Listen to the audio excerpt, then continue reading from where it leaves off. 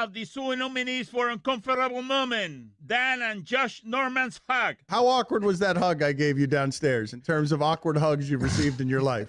That was a pretty awkward hug. I gotta give you that. That was, yeah. I was like, wow, okay. Yeah, two things going on. I was happy to see you, man. I was happy to see you. I see that. I see that. Charles Haley discusses locker room nudity. Charles Haley was somebody, correct, who was very comfortable with his locker room nudity. We could say that, right? That's not offending you. That's we could say that, right? What is locker room nudity? You know, hey, you know what? Hey man, I guess you guys, you know, y'all probably nerds or unathletic because you know I've been in the locker room all my life. Okay, you know, it ain't no time limit on getting dressed. You know, hey, some people like to get, you know, not use towels, they dry without doing that, man. You know, you guys, you know, you let people put ideas and things in your head about stupid things, man. Chris Cody, Tyron Smith, hands are so small. Chris, what was the funniest thing from the sports weekend? I got Tyron Smith. I'm sorry, they were talking back here, so they were making me a little nervous. Don't make excuses. Tyron Smith holding a football in his hands. It looked so small. What's just happening? Wow, you limped in with that effort, Chris. I got rattled right before I went on air, and I'm just going to turn my mic off. All right, yeah, you should. A good idea. Cut that sound up. Yeah. I mean, your last two appearances at the microphone have just been a disaster, man. Chris, man. Dan asks Serge Ibaka about his name. Is there anyone who refers to you by your full name? No, I don't think so. Can you tell the audience what your full name is? Ibaka, Ngubila, Serge, and Jonas. But isn't your full name 10 words? Excuse me? Isn't your full name 10 words? Serjabulo Lamu Sayong? No, that's not true.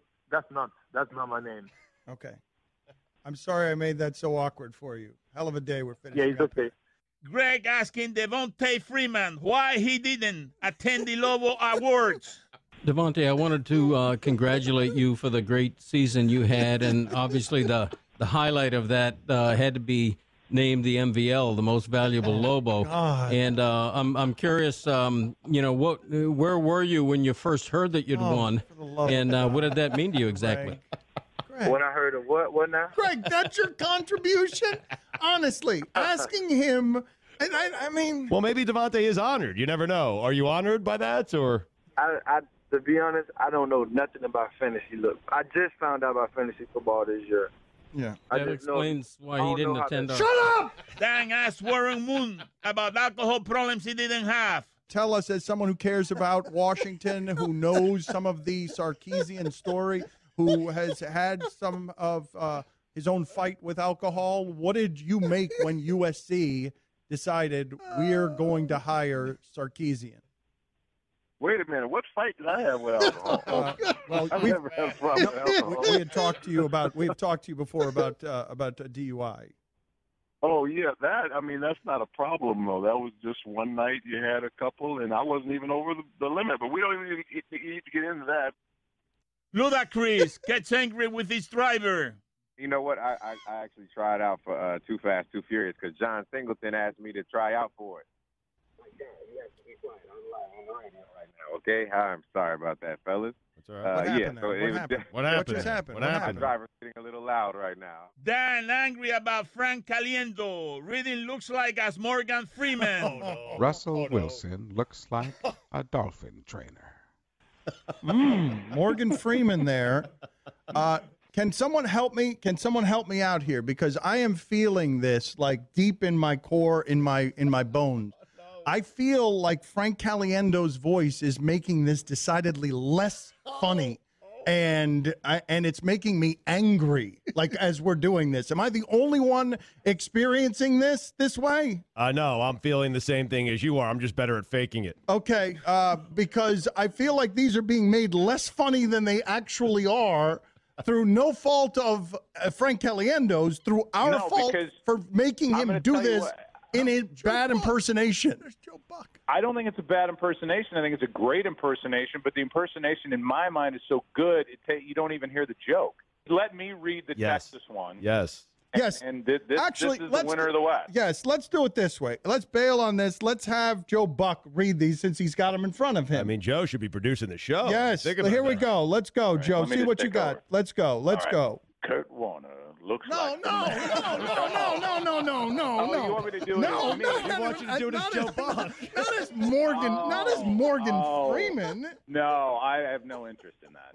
Dilemma interview. You are a self-proclaimed anarchist, correct? Can you explain to us what it is that goes into your anarchy? Nothing. The anarchy is the worship of nothing. Yes.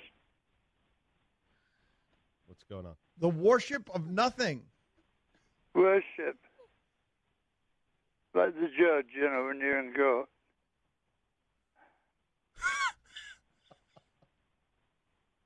Hello? Lemmy. Yeah, we're here. Lemmy from Motorhead with us on ESPN Radio. What would you say, Lemmy, is the most difficult thing you've overcome in your journey? Probably diabetes, but I've overcome it. I still got it. What's going on with you these days? Not much, we just finished the European tour, and we're going out in America, and then we're going out in Europe again. And what are those crowds like? Clouds?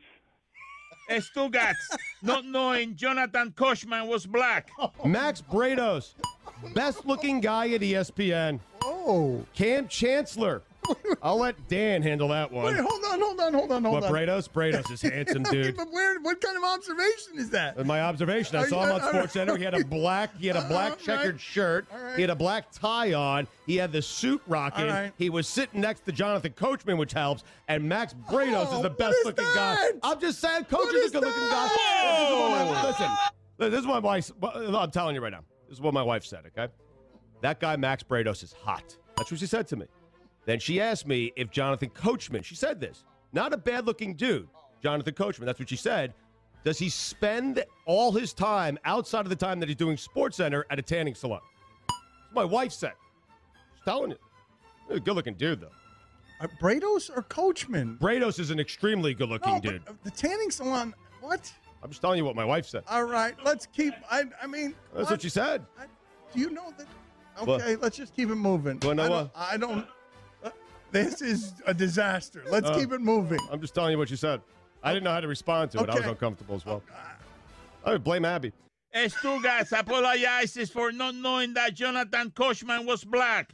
Stugats, you should probably apologize here. We should apologize for what happened last segment. It went off the rails on us. What do you want to say? I will apologize. You don't need to apologize for anything. I need to apologize. They are my weekend observations. I said what I said. I had no idea, and I apologize to Jonathan Coachman, who has tweeted at us, and he's upset and has every right to be upset. I honestly, and anyone who knows me will understand this and believe this, I honestly, until after the segment ended and we went to commercial break, had no idea that Jonathan Coachman was black.